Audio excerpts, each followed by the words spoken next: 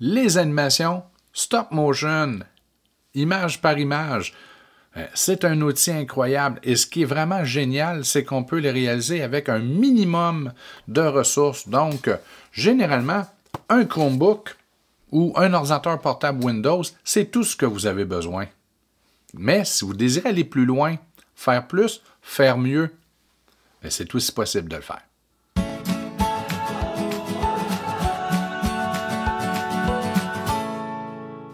Le stop motion, c'est un outil incroyable. Il est accessible aux plus petits, donc dès la 3e année du primaire, et il est encore vraiment cool, même pour les 5e secondaires.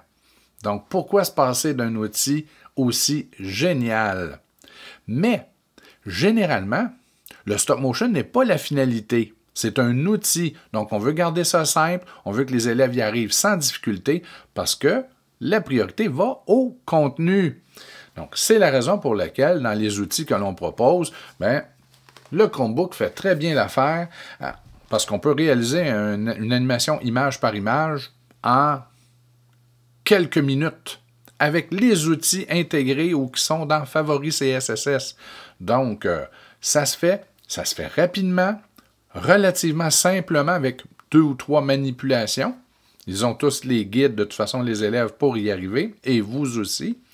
Mais si vous désirez faire mieux, c'est la même chose pour les ordinateurs Windows, d'ailleurs, que Chromebook, ordinateur Windows, exactement les mêmes outils, la même procédure, mais quelqu'un qui voudrait faire un peu mieux. Par exemple, en art, où là, le stop motion peut devenir la finalité. Donc, la production, ce qui sera évalué, est vraiment le stop motion plus que le contenu, qui est à l'inverse des autres disciplines. Donc, à ce moment-là, c'est là que le fameux iPad était vraiment intéressant. D'accord? Parce que nous avons une application sur les iPads qui permet de faire mieux. Et là, les gens se disaient, oui, mais moi, c'est en art, je veux faire un projet intéressant, beau, mais j'ai pas d'iPad. Et là, commencer à acheter une flotte d'iPad pour réaliser un stop motion, c'est ça. Donc, s'ils servent à autre chose, tant mieux, mais pour faire un stop motion, ça fait cher. Donc, voici comment on peut faire des stop motion, donc des animations image par image de qualité extraordinaire avec un Chromebook ou un portable Windows. Donc, je vais éteindre la caméra. Donc, vous ne verrez plus mon petit visage dans le bas de l'écran parce que je désire maintenant l'utiliser pour réaliser une animation image par image. Donc, ne perdons pas plus de temps. Je vais utiliser une webcam. D'accord? Une webcam, ça pourrait être celle du Chromebook, du portable, ou encore une webcam externe, ou une caméra document. On reviendra un peu plus tard au niveau de l'équipement. Et je vais faire mes séquences, y aller par séquence. Donc, j'y vais, je veux réaliser ma première animation. Donc, dans Favoris CSS, les élèves, eux, c'est la même chose. Vous avez le favoris qui sont ici, ont un dossier intitulé « Outils web pour Chromebook et PC ». Et là, dans « Vidéo », ils ont le portail stop motion, d'accord? Donc, favoris élèves. Même chose pour vous ici. Regardez, outils web, Chromebook et PC, vidéo, portail stop motion. On arrive ici. Un tuto pour les élèves. Lorsqu'ils sont prêts, clique ici. Et vous avez vos ressources ici dans la page des enseignants. Donc, allons-y. Vous allez, là, à l'occasion, vous allez peut-être avoir une fenêtre de confirmation vous demandant si vous désirez accéder, laisser l'application accéder à la caméra. Il faut répondre oui. Donc, allons-y. Vous avez ici l'outil. Vous avez remarqué ou vous remarquez que l'interface est en anglais. Si vous cliquez avec le bouton de droite et que vous faites traduire en français, vous avez maintenant une interface de langue française. Peut-être que ce n'est pas parfait. Il y a des boutons que ça dépasse. Pas grave. Et on est prêt à réaliser notre animation. Là, déterminer le nombre d'images par seconde. Étant donné que je vais faire une animation très, très courte, Je vais y aller à 2, mais généralement 7 est un bon choix. Si vous voulez que ça soit plus réaliste, moins saccadé, quand on veut moins l'effet stop motion, 12. Mais là, comprenez, ça prend 12 images par seconde. Donc, pour réaliser une vidéo, une animation de 10 secondes, ça va prendre 120 images. Que là, moi, je vais faire 10 secondes, mais à 2 images secondes, 20 photographies.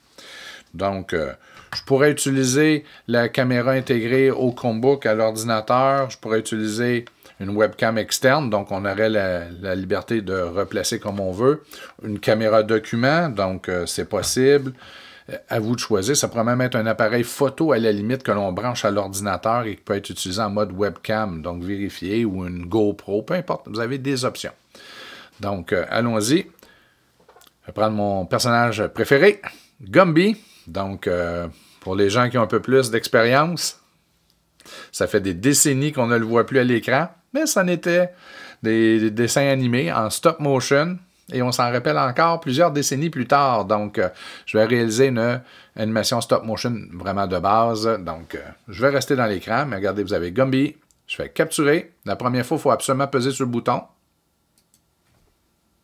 Et la deuxième, c'est pas un problème, c'est vraiment ça.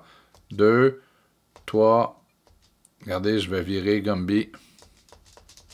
Et là, je fais de la barre d'espacement. C'est un Gumby dans l'espace. Donc, je vais voir ce que ça donne.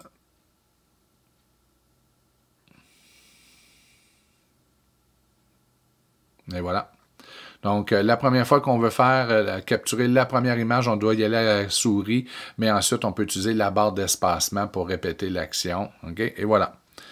Donc, j'ai ici ma première séquence vidéo. Donc, au cours 1, on réalise la première séquence. Parfait. J'enregistre. Je vais lui donner un nom qui sera, Sec 1. Je vais la placer dans le téléchargement. Voilà.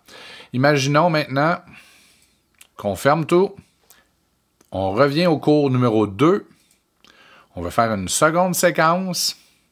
On se prépare. Et cette fois-ci, ça va être séquence 2.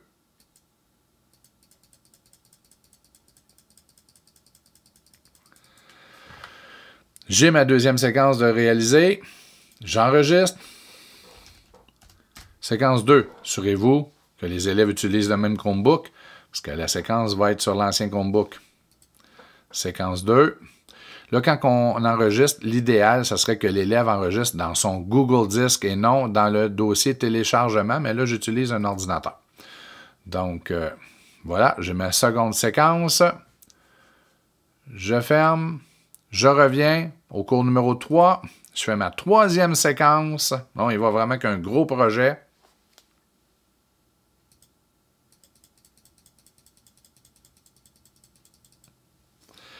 Et j'ai ma troisième séquence. Vous avez compris le principe. J'enregistre. J'ai ma troisième séquence. 3 séquences séparées. Maintenant, je désire qu'elles soient unifiées.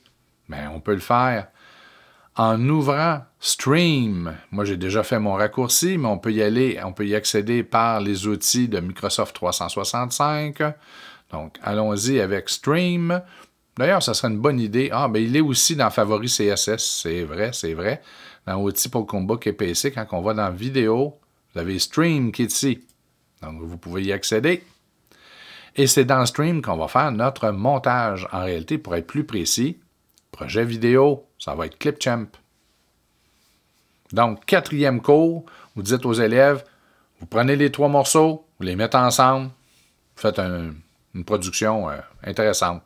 Donc, regardez, importer un média. Je vais choisir mes 3 vidéos. Je pourrais même choisir,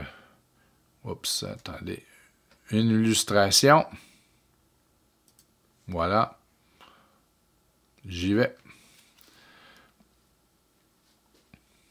J'ai désactivé, attendez, j'ai juste choisi la dernière. Je ne veux pas oublier non plus les 3 premières. C'est important. Voilà.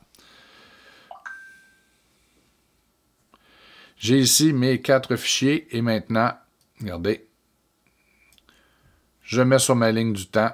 ce que je désire faire. Donc, Gumby, c'était ma première séquence. Attendez, on peut même faire plusieurs lignes, mais une, c'est suffisant. Ensuite, on peut, si je veux rapetisser ma ligne, placer la seconde. Et ensuite, placer la troisième.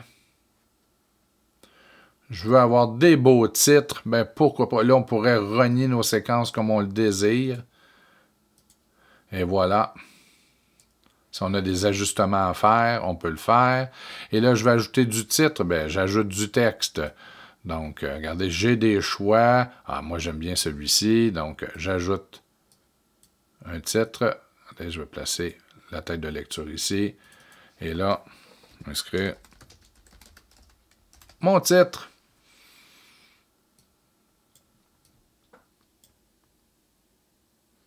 Et là, je peux même le déplacer, redimensionner. Regardez. Qu'on peut faire de quoi de vraiment bien, là. Vous avez vu le temps que ça a pris. Tout ce qui me reste à faire maintenant, on pourrait mettre des transitions, évidemment. Si on désire ajouter une transition, un fondu ou quelque chose d'un peu plus beau. Donc, vous avez vu, on clique sur le plus. Si on désire modifier, bien, vous avez ici des transitions. Donc, on peut en ajouter plusieurs. Et quand vous avez terminé, on fait exporter. On fait notre vidéo. Et le tour est joué. Donc, avec un Chromebook, un PC, il est maintenant possible de faire plus que ce que l'on pouvait faire avec un iPad. À réfléchir, n'est-ce pas?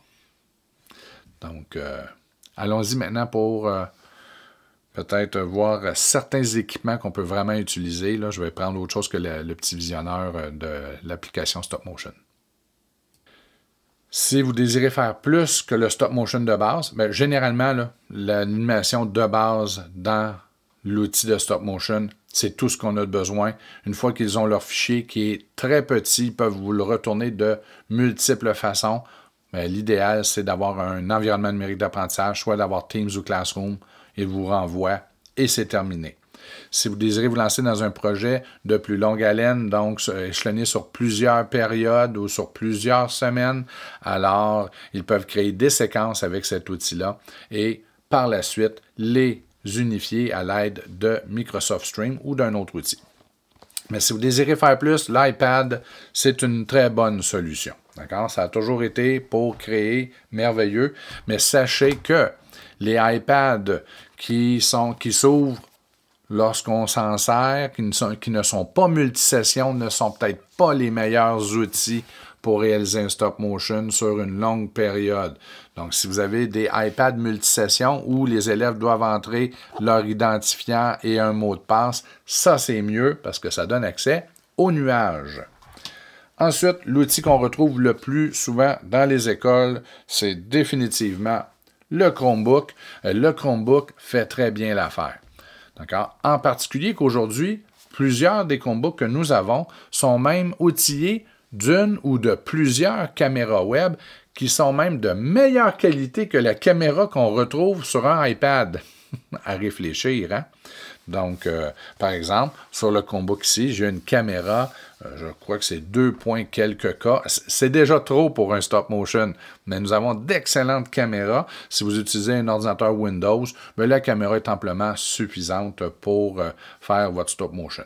L'enjeu, par contre, c'est que si vous utilisez un Chromebook qui n'est pas 2 en 1, donc on ne peut pas plier en forme tablette, c'est de placer la caméra pour pointer vers les personnages ou la feuille. Là, ça devient un enjeu, mais les gens se trouvent des stratégies généralement avec des dictionnaires, des piles de livres et ainsi de suite.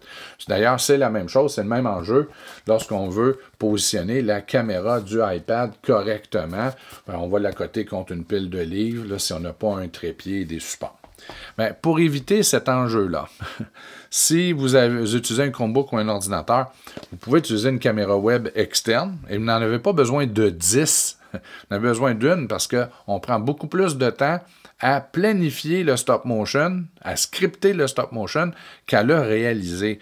Donc, vous pourriez avoir dans la classe, par exemple, une caméra document que là, on peut vraiment placé dans l'angle que l'on veut, dans la direction que l'on veut, mais ça pourrait être une U, c'est la même chose, ou si vous avez une caméra web, ben c'est exactement la même chose. On place la caméra web sur un dictionnaire et ensuite, on y va, ou sur une petite boîte de carton, et on réalise le tout. Donc, ce sont les options, mais les caméras intégrées aux appareils fonctionnent aussi très bien. Mais des fois, quand on va aller plus loin, ça peut faire une différence. Vous n'êtes pas obligé d'avoir une caméra 4K, caméra bien ordinaire, ça fonctionne très bien. Est-ce qu'on peut réaliser un stop motion avec un appareil photo ou un appareil mobile? Aussi, c'est possible. On peut l'utiliser avec une application, même application qu'on utilise sur l'iPad, ou encore, vous pouvez simplement prendre des photographies, mais là, il faudra fixer l'appareil pour qu'il ne bouge pas. Il faut avoir une façon que l'appareil soit parfaitement immobile. Et là, on prend des photographies et ensuite, on fait un montage en joignant les 100, 200 ou les 2000 photographies. C'est mieux la webcam du Chromebook ou de l'ordinateur ou l'iPad. Donc, bonne réalisation d'un stop motion. Vous avez vu, on peut ajouter des titres, des animations, on peut même aller ajouter d'autres vidéos qu'on ajoute ou qu'on filme de nous-mêmes. On peut faire de quoi de vraiment génial avec Clipchamp et notre stop motion animator. Donc, bonne production, bonne réalisation, amusez-vous bien.